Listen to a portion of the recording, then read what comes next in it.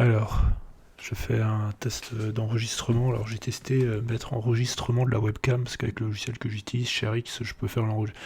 Bah, ça me propose dans les options d'enregistrer la webcam, mais le souci c'est que dans Capture, je suis obligé de mettre capturer l'écran, donc ça va pas.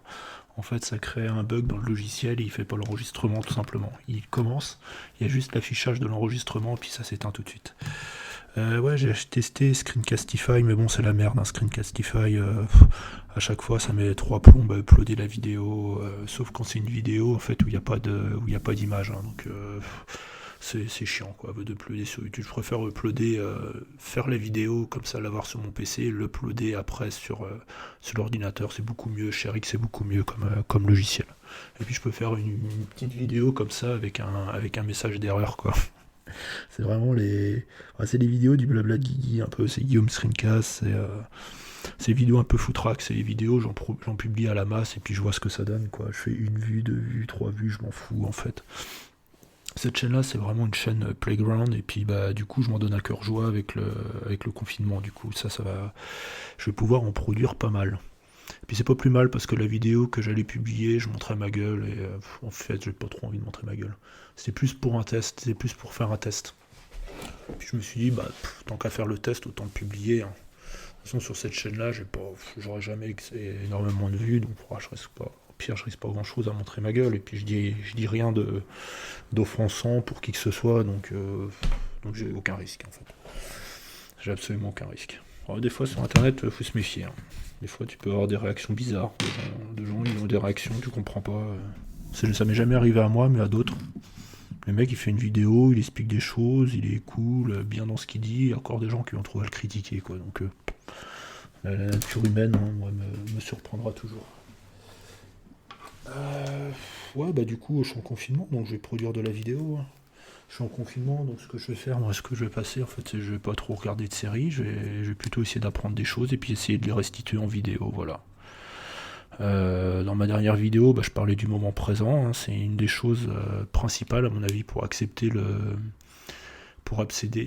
confinement, hein. C'est parce que le confinement, pourquoi la plupart des gens n'acceptent pas le confinement, c'est qu'ils vont dans le futur, ils se projettent dans le futur, et ils espèrent une situation où ils n'ont plus de confinement, au lieu de profiter du moment présent et de profiter du confinement, tout simplement. Et moi, je me suis rendu compte, hein, de façon très simple, que toutes les angoisses que je pouvais avoir, ou c'était lié au passé, ou c'était lié au futur. Et je m'en rendais pas forcément compte, c'était inconscient, hein. Mais par exemple, quand j'étais angoissé, j'avais mal au ventre, bah justement, j'attendais le moment où j'avais plus mal au ventre. Et c'est une erreur. C'est une erreur parce qu'on se projette dans le futur, donc on n'accepte pas le moment présent, donc ça nous stresse encore plus. C'est un cercle vicieux, hein, mais c'est là que j'ai vu. Pourtant, moi, je voyais ça un peu comme un truc, un peu, je sais pas, tout le conduit, enfin le truc un peu ésotérique, développement personnel, mais au contraire, moi, je trouve ça très concret le moment présent.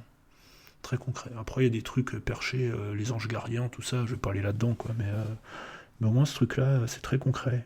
Et même quand on passe dans l'action, c'est dans le moment présent. Quand tout ce qu'on fait, c'est dans le moment présent. Notre futur, il est défini par notre moment présent. C'est d'une logique implacable, mais bon, je sais pas pour d'autres, mais moi j'ai tendance à souvent l'oublier. Je passe à côté, le mental, le machin. Hmm, je l'oublie trois quarts du temps, moi. Je l'oublie les trois quarts du temps. C'est un effort justement de me ramener. Je dis non, ramène-toi dans le moment présent. T'es 10 ans dans le futur là. Alors, je dis pas qu'il faut pas faire de projet, mais de toute façon le projet commence par une première pierre maintenant. N'importe quel projet. Donc faut passer à l'action. C'est ce que je vais essayer de faire avec ces chaînes-là. Je le fais pas, par exemple, pour ma chaîne Blender Coach qui s'appelle Blenderology maintenant.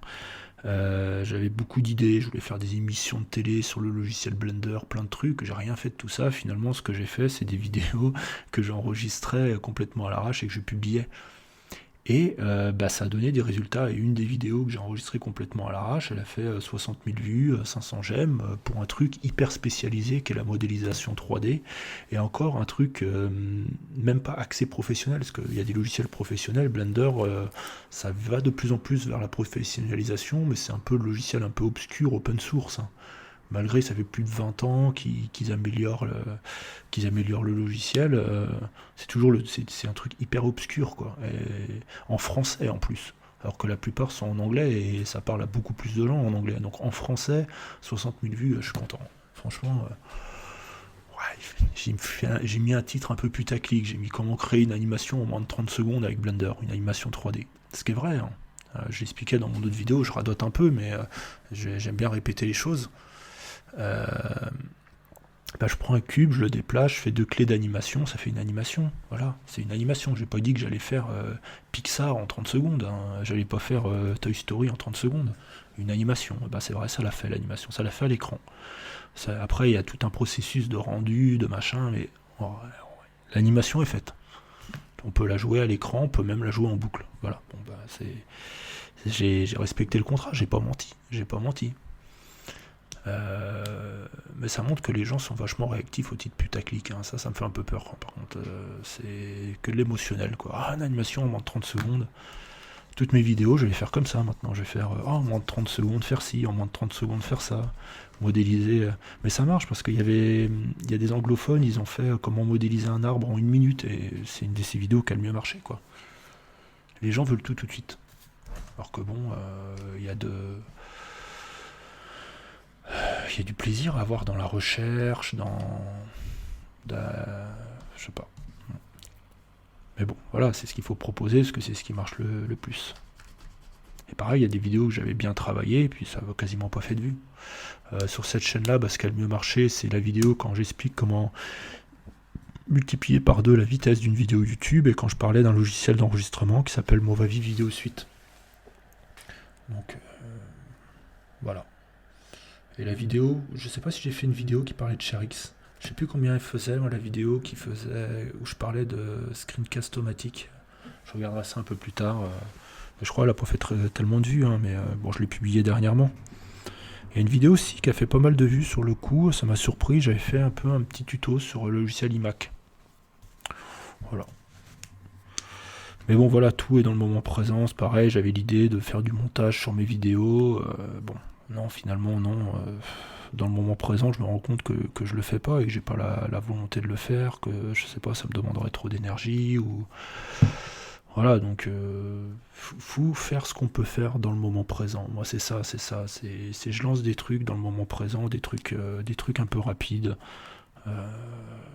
Bon, moi, le truc, tu vois, une fois qu'il est lancé, quoi. C'est lancé, j'en produis 1, j'en produis 2, j'en produis 3. Voilà, cette vidéo-là, c'est facile à faire. Je peux en produire à la chaîne des vidéos comme ça me pose aucun problème. Elles feront peut-être qu'une ou 2 vues, mais bon, si dans l'entrefaite où j'aurais pu en faire qu'une vidéo, moi j'en fais 100. Hein, parce qu'il y en a, ils font du montage, ils font ça que le soir, ils mettent un mois à faire une vidéo. Mais bon, moi voilà, le mec il en fait une vidéo, moi j'en ai déjà fait 100. Au moins j'ai testé 100 trucs différents. Moi, je préfère cette politique-là. Moi, vraiment, des trucs, tester rapidement des choses. Voir ce qui marche, voir ce qui marche pas. Tester.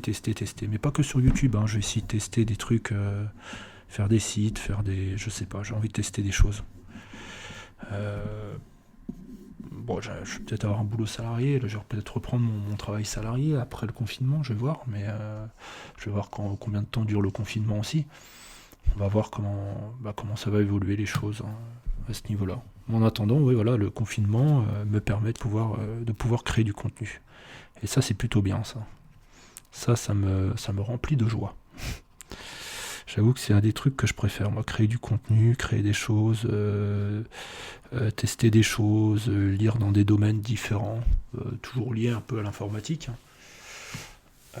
Je me prends des livres là de programmation, je lis un petit peu, je lis pas des bouquins entiers, hein, je lis un peu la table des matières, je vois si ça peut me plaire.